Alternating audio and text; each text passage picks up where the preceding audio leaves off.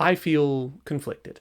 On the one hand, AI art generators like Midjourney have allowed me to bring my ideas to life in a matter of seconds and on an unprecedented scale. But on the other hand, artists have been affected by and are speaking out against the use of these tools, and specifically how they were made. But how does all that relate to 3D artists, especially ones who are just getting started? Can we use these tools? How should we use them responsibly? And are they even really that effective? Today, I wanted to revisit this subject and talk a little bit about what I think about it and how I use these tools in what I think is a reasonable way.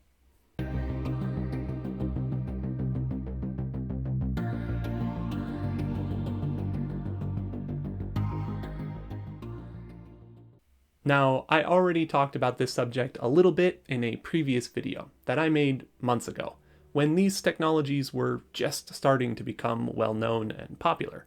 But in that time, both the conversation and the technology have progressed pretty significantly. And since Midjourney has become a pretty valuable part of my process, I thought it would be a good time to revisit the topic. But before we get started, I'd like to say that this issue is extremely complex, both legally and ethically, and I don't have the knowledge or experience to talk about it with any real authority. So I'm leaving some links down in the description below to what I think are some pretty interesting and varied conversations between industry professionals, both artists and engineers. For anyone interested in this topic, I highly recommend learning as much as you can about it before casting judgment either way. The rest of this video is just based on my personal opinions and my individual experience, so take it all with a healthy helping of salt.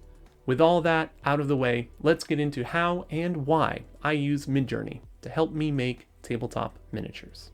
First off, I use Midjourney for reference and inspiration. It allows me to quickly go from a vague general idea down to a workable, concrete concept. It's much more about getting those creative juices flowing than finding the perfect picture to use for concept art. Instead of cycling through endless variations in search of that perfect character, I'm much more concerned with picking out appealing or interesting details that I want to include in my final piece. This serves a dual purpose. First, this helps limit how many creative decisions the AI ends up making for me. Pretty much all of these images look really interesting and cool, but the AI doesn't really understand my setting or the stories I want to tell with my miniatures. Second, I think this is the most important thing to consider when trying to use these tools in an ethical way. There are still a lot of concerns regarding how this data was collected in the first place, and I want to avoid any potential conflicts in the future by using this data basically the same way I would use a search engine, just faster and more fun. To show you what I mean, let's look at an example. For my most recent miniature, another scavenger for my game Spire Seas, I knew I wanted to make a bow-wielding huntress this time around. So I jumped on Midjourney and started generating images with that idea in mind. After several hours of tweaking and adjusting my prompt, and more than a few tangents off on some other character idea, I eventually ended up with more than enough images to put together my own concept art, and from there, start working on my miniature. Then, later, when I wasn't quite sure what her hair should look like or what kind of armband I should use, I had some really solid reference to go back and look at while I was sculpting. And that's pretty much it. It's not quite some magic button that you can just push and get a miniature. There's still a lot of work between the concept and the finished product. But it does really significantly speed up my workflow. That said, there are a few limitations. So with that in mind, let's take a look at how I get these specific images. If you look online, you can find all kinds of guides on how to write the best prompt in Midjourney or specific keywords that you can use to get a certain style, but I'm going to tell you right now, for these purposes, it's really not necessary. I've gotten some really good results from just using specific, concise language. For example, instead of writing a woman holding a bow and arrow in her left hand, I usually just say a female archer. This avoids some of the conflict that can come up with words like bow or arrow, which have multiple meanings. I also don't add in a lot of extraneous keywords, things like 4K resolution or super realistic. With the latest version, I've found these to be really unnecessary, especially since the image itself is not my final goal. That said, I have found it really important to include the kind of image and the overall style, as well as any other keywords for the image itself. For example, I always include sci-fi and post-apocalyptic because, well, that's the setting of my world, and I usually include concept art and comic book style drawing just to get really nice, clean, simple designs. I also avoid using any specific artist's name. I'm not really trying to copy anyone's style, and at this point I've heard enough of them say that they don't like it that I think it's probably just more respectful to avoid it. And since, again, I don't care that much about the finished image, it doesn't really affect my process. And that's pretty much it. I just focus on getting a nice, clean character design with some details that I like. Although I do sometimes add in the phrase colorful because it just makes everything look pretty. Finally, there are a few technical parts to add to your prompt which can have a massive impact on the final results. The most important is to add --v4, which will tell Midjourney to use the 4th version of the model instead of the default. And if it's been a little while since you've used Midjourney or seen any of the results, let me tell you, the difference is massive. However, that version is still pretty new, so there are a few limitations to it. For example, you can only use certain aspect ratios when you're using version 4. To adjust the aspect ratio of your images, you can type in --AR and then 2 numbers with a colon in the middle. Currently, version 4 only supports 1:1, which is the default, or 2:3 or 3:2. When using a vertical aspect ratio, you are much more likely to get a full body image, which is of course much more useful for making miniatures. Using a horizontal aspect ratio or landscape mode is much better for getting landscapes, although it does also work well for certain close-up shots. And that's pretty much it. From there, you can just tweak the prompt little by little until you've got the kind of image you're looking for. And once you have that, you can add a few more details to highlight specific aspects. However, as you're going through all of these results, you may start to notice some of the downsides and limitations to this process. The biggest and most noticeable is that as good as this model is, it still struggles with certain objects, especially if a character is holding or interacting with them. Some objects, like a character's sword, might get warped or distorted slightly or show up in a strange place, and other objects, like the bow, it just doesn't get it yet. And that's okay. For most of these objects, you can find other reference online or just draw it out yourself. Or if you're like me, you can just add the details in Blender directly. Now, you may have also encountered the opposite problem. There are certain objects or aspects that just show up repeatedly in image after image, depending on the prompt that you use. Looking at my images, for example, if I use the phrase post-apocalyptic, pretty much everyone has a scarf.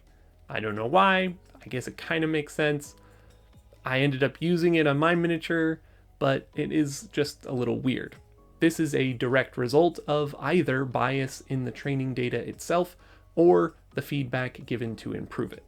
It's also a pretty clear example of how bias exists in these models in general, and I ended up including it because I thought it looked cool, but it's a good reminder that there may be certain things you are biasing in or biasing out of your finished concept. For most people, this is probably not a very big deal. However, if you're trying to create a whole new setting or a new style, then this puts a little bit of a limitation on what you can do.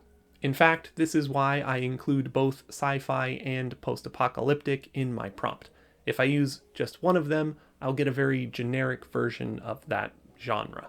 And of course, it goes without saying that there are some ethical implications to all of that as well.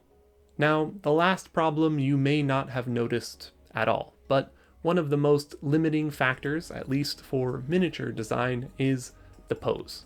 Looking back over your images, you will probably find that 90% of your characters have the same little head tilt, hip out kind of look.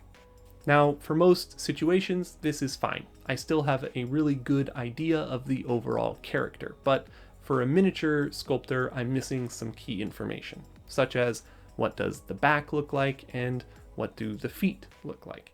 You can, of course, add those as keywords into your prompt and get some decent results, but of course, those new designs won't match the designs that you've already gotten, so you might be better off just imagining it for yourself or kind of winging it, like I usually end up doing for my miniatures.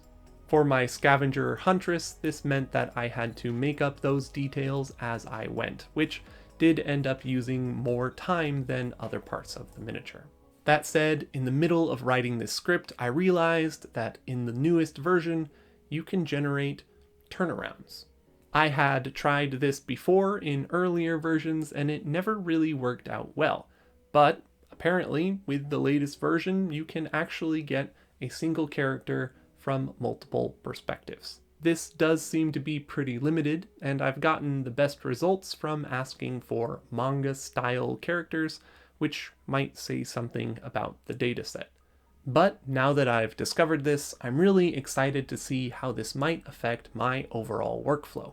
Ever since the first time I tried this, I have avoided using a single image for my concept, but now that I can see all the different angles of a single character, I might have to give it a try.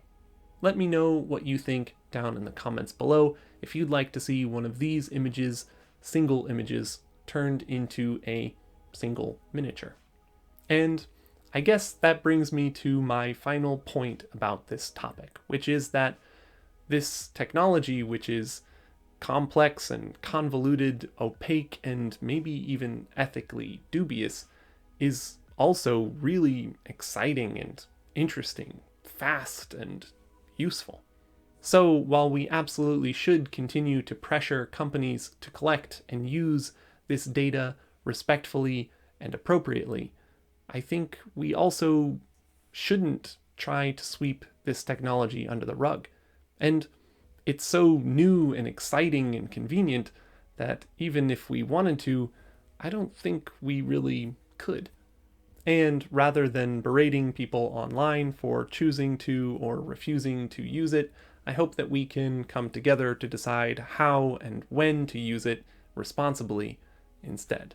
Anyway, that's just my opinion, and I would love to hear what others have to say, whether they're artists, engineers, or completely unfamiliar with the topic. And yes, I know by discussing the use and implications of AI art, I have neglected to actually talk about how to turn that AI art into a 3D printable miniature. So if you want to know more about how I designed and sculpted the Scav Huntress in Blender, then let me know down below. In the meantime, she'll be joining the rest of her crew over on myminifactory.com. So head over there if you'd like to print out one for yourself. And if you'd like to learn more about the world and setting that I've been designing for these miniatures and see some more AI art in the process, you can check that out right over here. But for now, thanks for watching, and I'll see you next time.